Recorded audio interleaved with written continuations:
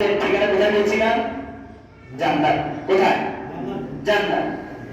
জান্নাত যদি আমাদের ঠিকানা হয়, এই ঠিকানা আমার জানা লাগবে কি লাগবে না? আপনি বিদেশ থাকেন, আপনার বাড়িতে যদি আপনি একটা ট্যাক্স পাঠান, আপনার বাড়িতে যদি একটা চিঠি পাঠান, ঠিকানা লাগবে কি লাগবে না? যদি পোস্ট বক্স থেকে ভুল হয়ে যায়, তাহলে মানদারি সিটি সবচাইতে চলে যাবে, সবচাইতে সিটি লক্ষ্মীপুর চলে যাবে, যাবে কি যাবে না? অতএব আল্লাহ তাআলা আপনাকে আমাকে এই পৃথিবীতে পাঠানোর পরে একটা ঠিকানা দিয়ে দিয়েছে, তোমাদের ঠিকানা জান্নাত। তুমি যদি জান্নাতে চলতে গিয়ে যদি তোমার ওই ঠিকানা যদি তুমি ভুল করে বসো, তোমার মনে রাখবা সেই জান্নাত থেকে তোমাকে জাহান্নামে চলে যেতে হবে।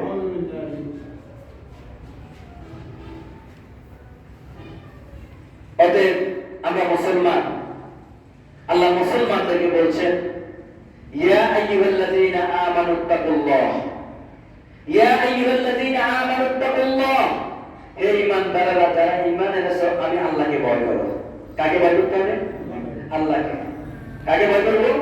আল্লাহকে। ইত্তাকুল্লাহ, আল্লাহকে ভয় করো। ওয়ালা তামুতুন্না, খবরদার তোমরা মৃত্যুবরণ করো না, ওয়া আনতুম মুসলিমুন, মুসলমান না হইয়া।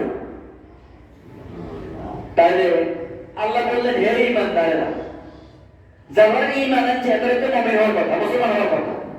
তাহলে বুঝে গেছে ঈমানদার এক কথা, মুসলমান আরেক কথা, ঠিক না? ঈমান আনা এক কথা, মুসলমান হওয়া আরেক কথা।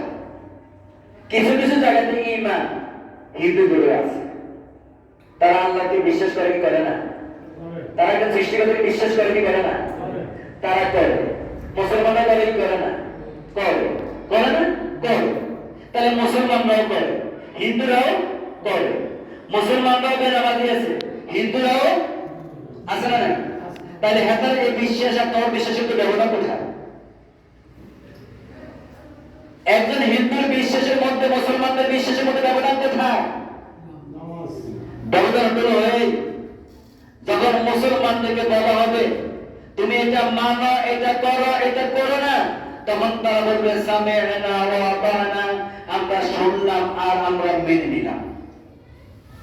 সামি'না ওয়া আতা'না, আমরা শুনলাম আর আমরা মানলাম।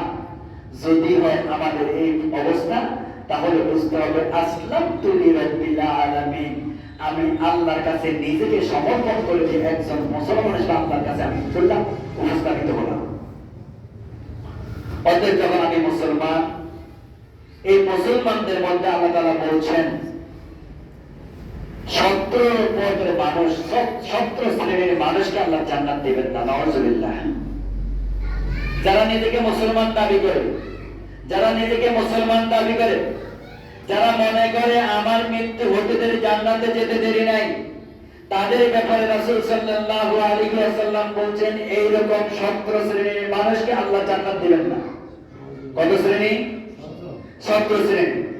আমি যদি সকল শ্রেণীগুলো যদি বিস্তারিত বলতে যাই, তাহলে বলা যাবে না। আগে একটু আমরা শুনে নেই এই 17 শ্রেণীর মধ্যে আপনি আমি আছি কিনা। যদি থাকি, এখান থেকে বাঁচতে হবে। 1 নাম্বার, অবিশ্বাসী বান্দা। অবিশ্বাসী, এই অবিশ্বাসী বান্দা বলতে আল্লাহর যত বিধান আছে, আল্লাহর যত ওয়ার্ডার আছে, আল্লাহর যত হুকুম আছে, তার একটিকেও সে অবিশ্বাস করে না। যদি করে, সে অবিশ্বাসী বান্দার মধ্যে বলবে। তাহলে আল্লাহ রাসূল বলতেছেন যারা অবিশ্বাসী বান্দা, তারা আল্লাহর জান্নাতে যাবে না। রাসূল সাল্লাল্লাহু আলাইহি ওয়াসাল্লাম বলেছেন ঈমানদার ছাড়া কোনো ব্যক্তি জান্নাতে যাবে না। যে ব্যক্তি আল্লাহর একটি ওয়াদাকে অমান্য করে, তার ঈমান নাই। যে ব্যক্তি আল্লাহর একটি ওয়াদাকে কি করে? অমান্য করে, তার কি নাই? ঈমান নাই। যার ঈমান নাই সে মুসলমান না, যে মুসলমান না সে জান্নাতে যাবে না। এই তো।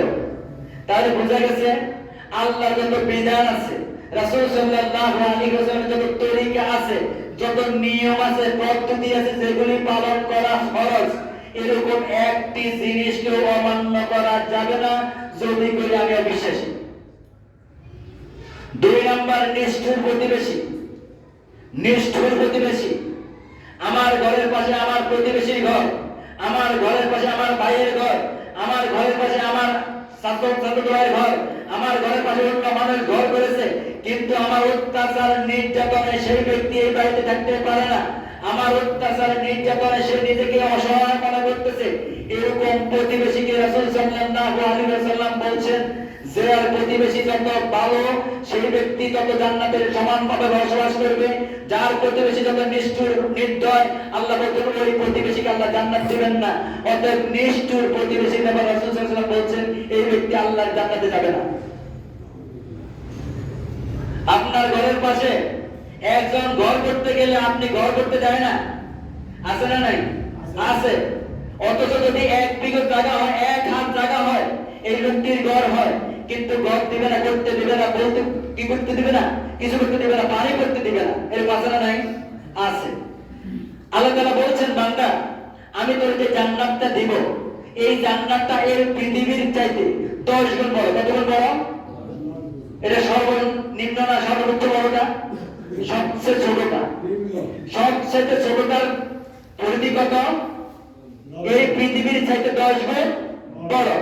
এখন আপনি বসে বসে সুবহানাল্লাহ আলহামদুলিল্লাহ আল্লাহু আকবার করতেছেন আর আল্লাহর কাছে চাইতেছেন আল্লাহ আমার এরকম একটা জান্নাত দিও, আল্লাহ আপনার একটা জান্নাত দিব, আল্লাহর কাছে এরকম আশা করতেছেন। অথচ আপনার প্রতিবেশী আপনি 1 বিঘা টাকা দিচ্ছেন। কি আপনার প্রতিবেশীকে 1 হাজার টাকা দিচ্ছেন না, আপনার ভাইকে আপনি আধা বেশি টাকা দিচ্ছেন না ঘরটা করার জন্য, আপনার বোনকে আপনি দিচ্ছেন না, আপনার পাড়া প্রতিবেশীকে সাহায্য করছেন না, আপনি আল্লাহর কাছে যাচ্ছেন আল্লাহ এই 10 দুনিয়ার মতো একটা জান্নাত আমারে দিও। আপনি কি বেকুব নাকি আল্লাহ বেকুব?